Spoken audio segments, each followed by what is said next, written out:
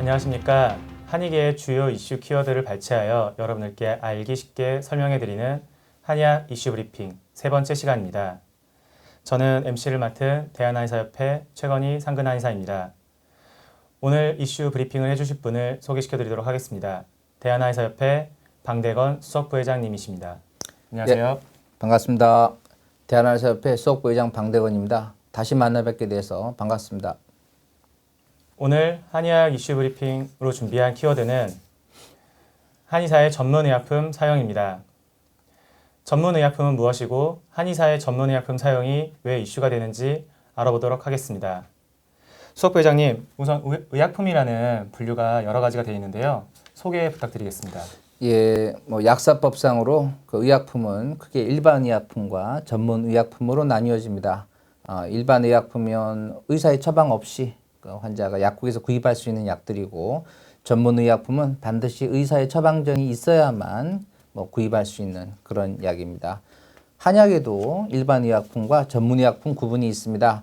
한약은 크게 첩약과 제제로 나눠지는데, 첩약은 한약재를 달여서 복용하는 약, 그리고 제제는 가루나 시럽이나 환으로 복용하는 약들인데, 그런 제제가 일반 의약품과 전문 의약품으로 되어 있고, 그중 일부에 대해서 건강보험이 적용되고 있습니다. 그렇다면 한의사는 한약, 한약제제 외에 일반 의약품, 전문 의약품은 사용할 수 없는 건가요? 아니요, 그렇지 않습니다. 한의사도 전문 의약품, 그러니까 한약과 한약제제가 아닌 전문 의약품을 사용할 수 있습니다. 약사법상으로 일반 의약품과 전문 의약품의 구분은 의사의 처방 그리고 약사의 조제라는 의약분업 원칙을 정한 것이고, 한의사의 진료 범위 그리고 처방 범위를 규정하고 있지는 않습니다. 이번에 한의사의 전문 의약품 사용에 대해서 주목할 만한 처분이 내려져 관심을 끌고 있는데요. 내용 소개 부탁드리겠습니다. 예, 대한의사협회에서 한의사에게 리도카인을 공급한 모 제약회사를 이제 고발했던 사건인데요. 최근 8월 8일 서울중앙지방검찰청에서 그에 대해서 의료법 위반에 대한 무혐의 처분을 내린 바 있습니다. 그렇다면 한의사들이 전문 의약품을 사용해도 괜찮다라는 뜻인가요? 예, 그렇습니다. 이번에 그 무혐의 결정문을 보면 주목할 만한 부분이 있습니다. 한의사 자신이 치료용으로 사용하는 한약 및 한약제제를 자신이 직접 조제할 수 있다라고 한 부분과, 약사법에 한의사가 한약이나 한약제제가 아닌 전문의약품을 처방하거나 치료용으로 사용해서는 안 된다는 금지 규정이 없다라고 한 부분입니다. 이를 근거로 한의사에게 전문의약품을 공급한 제약회사가 무혐의 처분을 받았고, 역시 한의사가 전문의약품을 사용하는 것은 가능하다라고 해석할 수 있겠습니다.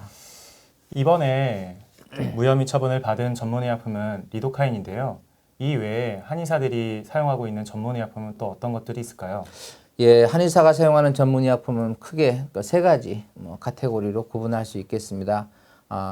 첫 번째는 한약재를 원료로 해서 만들어진 전문의약품입니다. 우리가 신바로, 레일라, 스틸렌, 아피톡신이라고 하는 그 천연물 유래 의약품들인데요. 그 중에 신바로는 자생한방병원의 청파전을 원료로 해서 만들어진 약이고, 그 레일라는 그 고 배원식 선생님의 활맥 모가주라는 그 한방 처방을 근거로 해서 만들어진 약입니다. 스틸렌은 우리가 근만성 위염에 사용하는 약인데, 한약재인 애연, 즉 쑥을 알코올 추출한 약입니다. 이처럼 한약재를 원료로 하고 있고, 그리고 한약 처방을 근거로 해서 만들어진 천연물 유래 의약품을 한의사가 사용하는 것은 지극히 당연하다, 이렇게 생각이 됩니다. 천연물 유래 의약품 외에도 한의사들이 사용하고 있는 전문 의약품이 세 가지 카테고리가 더 있다고 했는데요. 어떤 것들이 있는지 설명 부탁드리겠습니다. 예, 두 번째 카테고리는 한의사가 한의 의료를 함에 있어서 보조적인 요법으로 사용하는 것들입니다.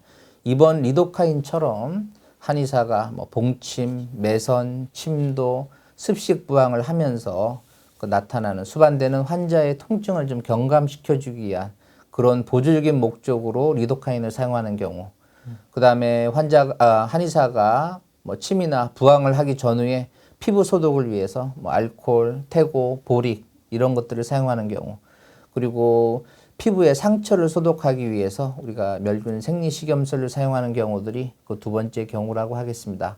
세 번째 경우는 응급의약품입니다. 한의원에서 환자를 진료하면서 특히나 이제 봉침 치료를 하면서 지극히 간헐적으로 나타날 수 있는 그 아나필락틱 쇼크 증상을 처치하기 위해서 우리가 알러지 약이나 스테로이드나 아니면은 우리가 에피네프린 이런 약제들을 사용하는 경우가 이에 해당한다고 볼 수 있겠습니다. 예, 설명 감사드립니다. 한의사의 전문의약품 사용과 관련해서 지난 13일 긴급 기자회견을 개최하였는데요. 기자회견 내용은 어떤 것이었나요? 예, 대한한의사협회 최규영 회장님이 한의사의 전문의약품 사용 관련 긴급 기자회견을 했습니다. 여기에서 한의사의 전문의약품 사용은 지극히 당연한 것으로 더 이상 소모적인 고소고발이 있어서는 안 되겠다라고 밝혔고요. 기자회견 내용을 좀 잠깐 볼까요? 이번 과정을 통해 한의사의 이독하인 사용은 한의 의료에 필요한 보조 행위로서 법적인 문제가 없음을 재확인했으며 앞으로 한의 의료기관을 찾는 환자들이 더 안전하고 편리한 치료를 받을 수 있도록 더욱 다양한 전문의약품 사용을 추진할 것이라고 밝혔습니다. 전문의약품 사용이 직역 간의 밥그름 싸움으로 비춰질 여지는 없나요? 예, 한의사의 전문의약품 사용과 현대의료기 사용에 대해서 한의사협회는 일관된 원칙을 갖고 있습니다. 환자의 질병을 치료하고 예방하고 그 과정에서 발생할 수 있는 불편함이나 부작용을 처치하고 예방하는 데 있어서 한의사의 현대의료기 사용과 전문의약품 사용은 그 보조적인 요법으로서 좀 반드시 필요하다라는 입장을 갖고 있습니다. 저희 25,000 한의사들은 앞으로도 국민 건강 증진과 질병의 치료, 예방을 위해서 필요한 모든 수단을 적극적으로 강구해 나갈 것입니다. 예, 감사합니다. 한의사의 전문의약품 사용, 오로지 국민 건강 증진을 위한 필수적 의료행위의 선택이라는 말씀 잘 들었습니다. 나와주셔서 감사합니다. 네, 고맙습니다. 오늘은 의료계를 뜨겁게 달구고 있는 한의사의 전문의약품 사용에 대해서 다뤄보았습니다.